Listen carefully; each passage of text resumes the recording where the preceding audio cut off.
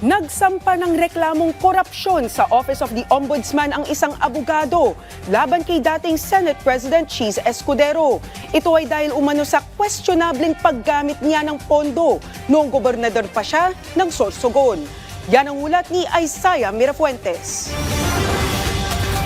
Kahit pa ilang taon na ang nakalipas, hindi pa rin dapat makalusot. Ito ang ginigiit sa Office of the Ombudsman ng isang abogado matapos niyang magsampa ng patong-patong na reklamo laban kay Senator Cheese Escudero dahil sa umano'y maanumali niyang paggamit ng 350 million pesos funds noong gobernador pa siya ng Sorsogon.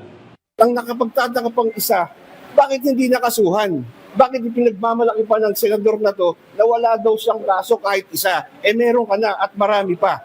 Kabilang sa inireklamo ni Atty. Eldridge Aceron ay ang pagpapalit-palit lang ng dalawang contractor sa 40 infrastructure projects na nagkakahalaga ng 128 million pesos. Ang masaklapaan niya, ilan sa mga proyektong ito ay sabay-sabay pero iisa lang ang mga pangalan ng empleyado. Ang sabi ng COA, hindi maaari na ang isang tao, halimbawa, isang engineer ng contractor doon, nakalista sa 3 project sabay-sabay, isang engineer lang.